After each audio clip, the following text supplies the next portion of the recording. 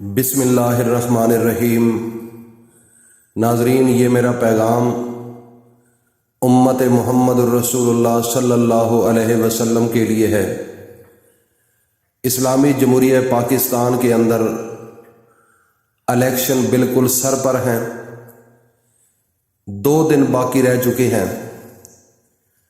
آپ کو ایک پیغام دے رہا ہوں، اور یہ پیغام ذاکر نائک جو ہے اس نے خود بتایا ہے کہ لوگوں، جب آپ نے کسی لیڈر کو چننا ہو، اپنا حکمران چننا ہو، اس کو ووٹ دینا ہو، تو کون سی چیزوں کو دیکھا جائے؟ تو سب سے پہلے اپنے پیارے پیغمبر حضرت محمد رسول اللہ صلی اللہ تعالی علیہ وسلم کے دور میں چلے جائیں۔ میرے نبی کے دور میں صحابہ اکرام نے یہ سارا نالج لیا۔ ابو بکر صدیق پہلے خلیفہ تھے، اور حضرت عمر فاروق دوسرے خلیفہ تھے، عثمان غنی تیسرے خلیفہ تھے، حضرت علی المرتضیٰ شیر خدا چوتھے خلیفہ تھے۔ انہوں نے بھی حکومتیں کی ہیں، لیکن اس دور میں اور آج کے دور میں بڑا فرق آ چکا ہے۔ وہ دور میرے نبی کا دور تھا، وہ دور میرے نبی کے صحابہ کا دور تھا، وہ دور میرے نبی کی اہل بیت کا دور تھا۔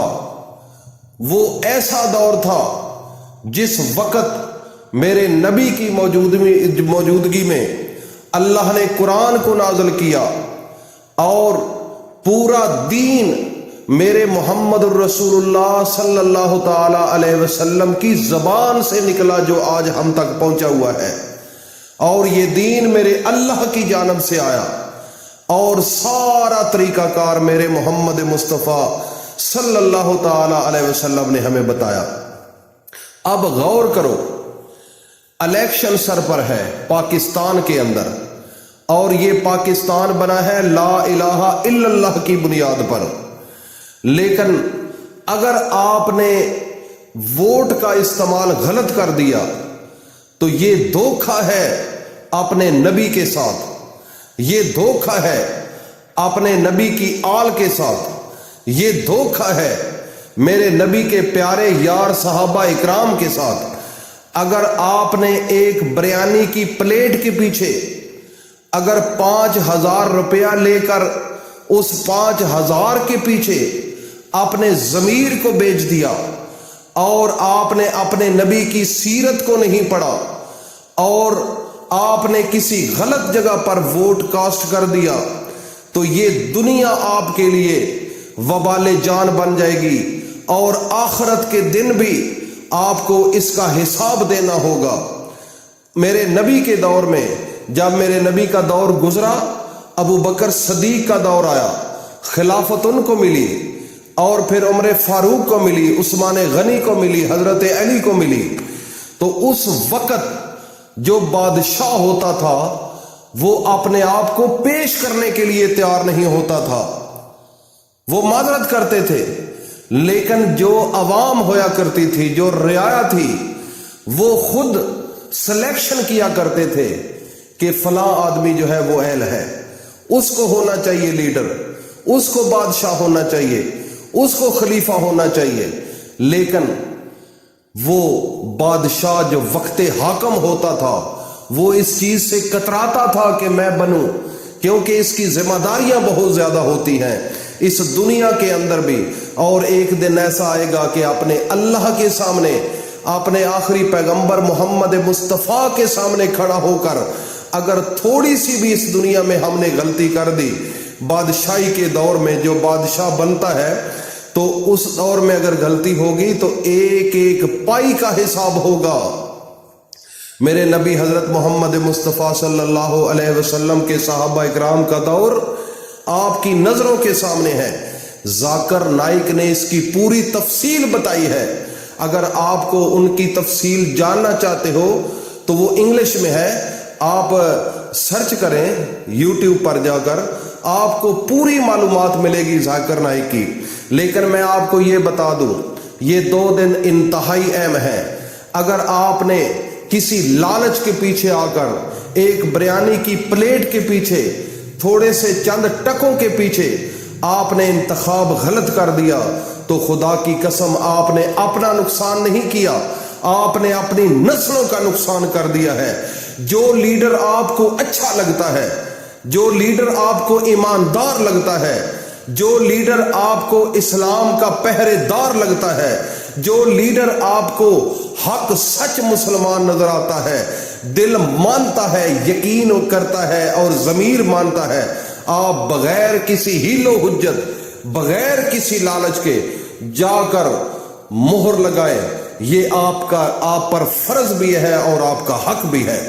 اگر آپ نے یہ فرض اور آپ نے اپنا یہ حق ادا کر دیا تو خدا کی قسم اس دنیا کے اندر بھی آپ کو عزت ملے گی، اور جب مر کر اپنے نبی کے سامنے چہرہ لے کر جاؤ گے، اپنے اللہ کے سامنے جاؤ گے تو وہاں پر بھی آپ کو عزت ملے گی۔ یہ پیغام آپ کو پہنچانا تھا۔ یہ 1-2 دن آپ کو بتانے کا مقصد یہ ہے کہ آپ کسی لالچ میں نہ آئیے گا۔ اپنا ضمیر جہاں مطمئن ہو، آپ کا ضمیر یہ مانے کہ یہ انسان اللہ والا ہے، یہ انسان ایماندار ہے، یہ انسان یہ حق سچ کا مسلمان ہے، میرے نبی کے طریقے کے مطابق چلنے والا ہے اور میرے نبی کی عزت کا پہرا دینے والا ہے، میرے نبی کی سیرت کے پیچھے چلنے والا ہے، تو آپ بلا جھجک کسی قسم کے جو لالچ ہے وہ دل سے نکال کر اپنے اللہ کو حاضر ناظر رکھ کے اپنے نبی حضرت محمد مصطفیٰ کی امت ہونے کے صدقے، کیونکہ یہ ایک بہت بڑا اعزاز ہے، یہ امت یہ کوئی عام نہیں، یہ انسان کوئی عام نہیں ہے۔ پہلے نبی جو تھے وہ دعائیں مانگا کرتے تھے کہ اللہ ہمیں صرف آخری نبی کا امتی بنا دے، وہ دعائیں مانگا کرتے تھے، لیکن اللہ نے بن مانگے یہ سب کچھ ہمیں عطا کیا ہے۔ اگر اللہ نے ہمیں یہ بن مانگے عطا کیا ہے تو ہمارا آج حق بنتا ہے کہ آج ہم اس انسان کا انتخاب کریں جو اللہ والا ہو، جو میرے نبی کی سیرت اور میرے نبی کی سنت کے مطابق زندگی گزارنے والا ہو اور عاشق رسول ہو۔ آپ اس غدار کے پیچھے نہ لگنا، اس بے ایمان انسان کے پیچھے نہ لگنا چند ٹکوں کے لیے۔ یہ انتخاب آپ کو کرنا ہے، آپ کے ضمیر نے فیصلہ کرنا ہے کہ سچا کون ہے اور جھوٹا کون ہے۔ اپنے آپ سے پوچھو اور کسی کی بات کو نہ سنو، آپ کو سب کچھ آپ کے سامنے ہے۔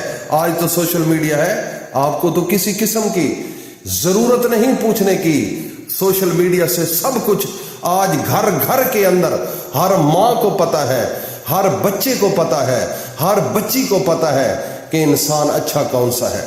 جو اس کا ضمیر مانتا ہے وہ فیصلہ کر دے۔ انشاءاللہ اس دنیا کے اندر بھی آپ کو ثواب ملے گا، کامیابیاں ملیں گی، خوشیاں ملیں گی، اور مرنے کے بعد بھی انشاءاللہ العزیز آپ کو اس کا صلہ ملے گا، اس کا اجر ملے گا۔ اور اس جو میں نے آپ کو سپیچ جو آپ کو بتایا ہے، یہ جو پیغام دیا ہے، یہ برائے مہربانی اپنی حد تک محدود نہ رکھنا، آگے پہنچانا، آگے ہر انسان تک یہ بات پہنچنی چاہیے، ہر میری ماں کے کان تک یہ بات پہنچنی چاہیے، ہر میری بہن کے کان تک یہ بات پہنچنی چاہیے، میرے جوان بھائی، میرے بزرگوں کے کان تک یہ پیغام پہنچنا چاہیے۔ اللہ پاک ہم سب کو عمل کی توفیق عطا فرمائے۔